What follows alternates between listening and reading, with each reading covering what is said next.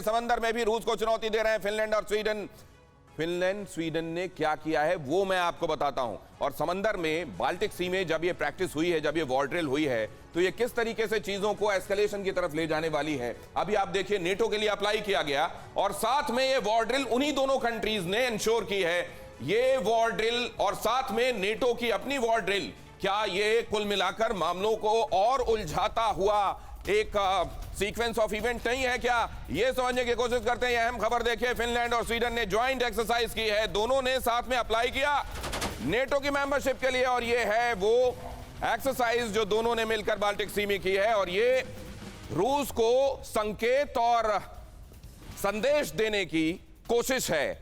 रूस लेकिन इस तरह के संकेतों पर कैसे रिएक्ट करेगा? क्या स्वाभाविक रिएक्शन होगा? क्या उसी लाइन पर होगा जिसको अभी तक हम देखते आए हैं पुतिन और रूस के संदर्भ में, या अब चीजें कुछ अलग होंगी क्योंकि फ्रंट एक यूक्रेन में पहले ही खुला हुआ है?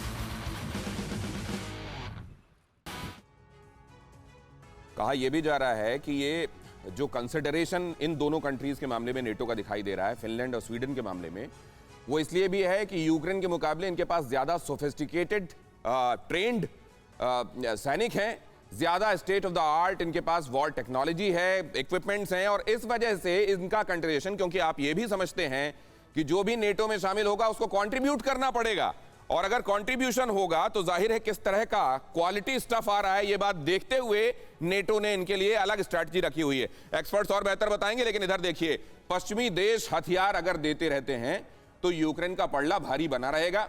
यूक्रेन मजबूती से लड़ता रहेगा अगर उसको हथियार मिलते रहते हैं।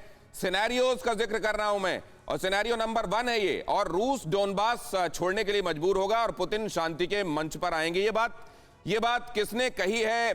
ये बात भी बहुत अहम है। ये असल में एक वॉर स्ट्रैटेजिस्ट हैं जो पैदा तो हुए थे स्वीडन में, और उसके बाद वो स्विट्जरलैंड में, माफ कीजिए, और उसके बाद चले गए थे। ये प्रैक्टिस की, इन्होंने पढ़ाई की न सिर्फ इंग्लैंड में बल्कि इजराइल में, और वहीं पर उन्होंने ये थ्योरीज बताई हैं कि अब क्या क्या संभावित है।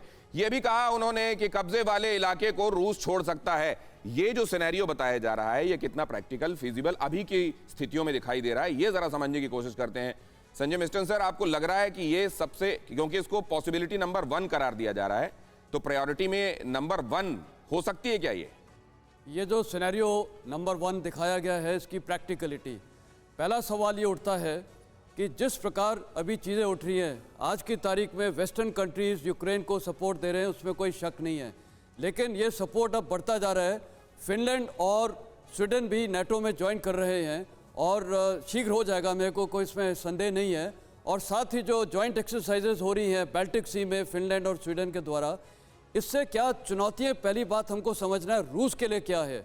3 चुनौतियाँ जो मुख्य निकलती हैं। पहली चुनौती, बाल्टिक सी का टोटल कंट्रोल नेटो के पास हो जाएगा, और आज की तारीख में नेटो का रूस का वहां से 60% ट्रेड जाता है बाल्टिक से। नंबर 2, कैलिनिंग्राद जो रूस का इलाका है लैट्वियन स्टेट्स के नीचे, वो भी वहां पर उनकी बाल्टिक सी फ्लीट डिप्लॉयड है रूस की, उसको भी वहां प्रॉब्लम होगा, और साथ ही उसका आइसोलेशन हो जाएगा कैलिनिंग्राद का। तो ये 3 मुख्य वो है उनके सामने। सर, तो आप ये कह रहे हैं कि ये पॉसिबिलिटी है, इसकी काफी संभावनाएं हैं। ये मार्टिन वैन कह रहे हैं कि पॉसिबिलिटी नंबर 1 ये है। पॉसिबिलिटी नंबर 2 की तरफ हम जाएं, रूसी अर्थव्यवस्था इस दौरान तहस नहस हो जाएगी। सैंक्शंस पहले ही लगे हुए हैं, बहुत दिनों तक सस्टेन नहीं कर सकता वॉर को, और जब ये चरमराने लगेगा तो रूस में पुतिन के खिलाफ प्रदर्शन होने लगेंगे, वहां की जनता उनसे नाराज हो जाएगी, तख्ता पलट की स्थिति आ जाएगी, और फिर वहां जो हालात बनेंगे वो ये होंगे कि पुतिन बातचीत के लिए मजबूर हो जाएंगे।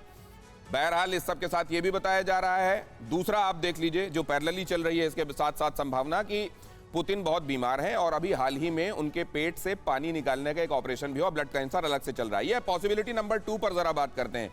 यूके देवनाथ साहब, पॉसिबिलिटी नंबर 2, कितनी स्ट्रांग लग रही है आप? देखिए, वेस्टर्न मीडिया बार बार इस तरह की अफवाहें फैला रहा है कि राष्ट्रपति पुतिन की जो स्वास्थ्य है वो सही नहीं है, लेकिन मेरे हिसाब से ऐसा नहीं है।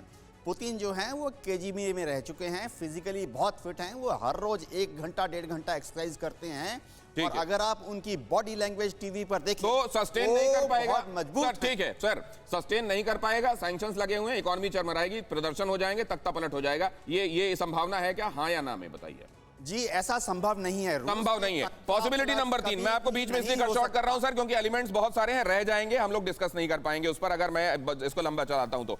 टोटल वॉर उसमें चला जाएगा, फुल फ्लेजेड वॉर की तरफ चला जाएगा रूस। सिनेरियो नंबर 3, नेटो देशों से यूक्रेन का संपर्क तोड़ दिया जाएगा और वहां पर फुल स्केल वॉर की तरफ चला जाएगा। जंग में नेटो इसको भांपते हुए खुद एंटर कर जाएगा। पीके घोष सर, पॉसिबिलिटी उसकी, ये पॉसिबिलिटी कितनी पॉसिबल है? जी नहीं, मेरे ख्याल में ये पुतिन एक फुल वॉर के लिए ना तैयार है। विक्ट्री डे पर अनाउंस कर देते।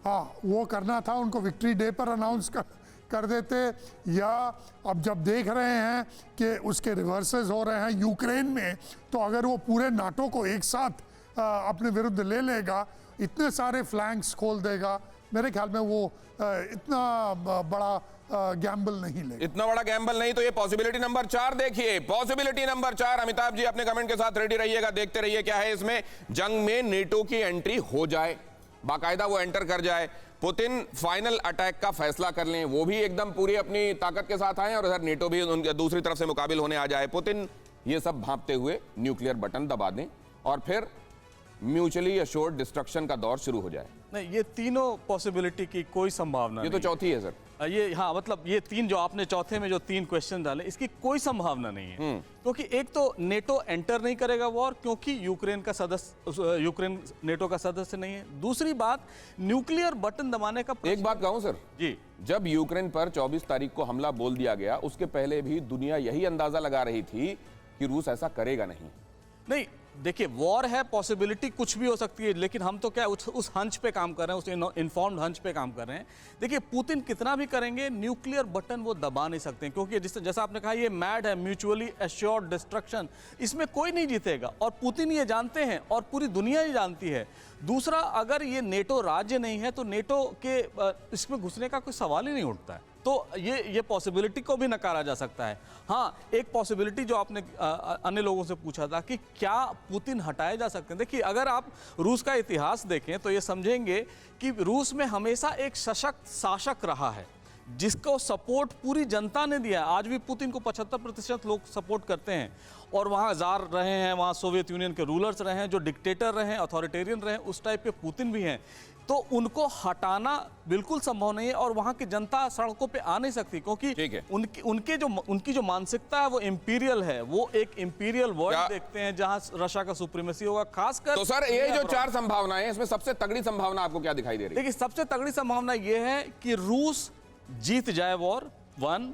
दूसरा, जीतने के बाद रूस की स्थिति भी यूक्रेन जैसी ही रहेगी। क्या रूस की स्थिति भी यूक्रेन जैसी रहेगी, और क्या रूस युद्ध जीत जाएगा या नहीं भी जीतेगा, तो अपनी लिमिटेड जो उसकी अभी तक ऑब्जेक्टिव अचीव हुए हैं, उसी को अपनी जीत बता देगा क्या?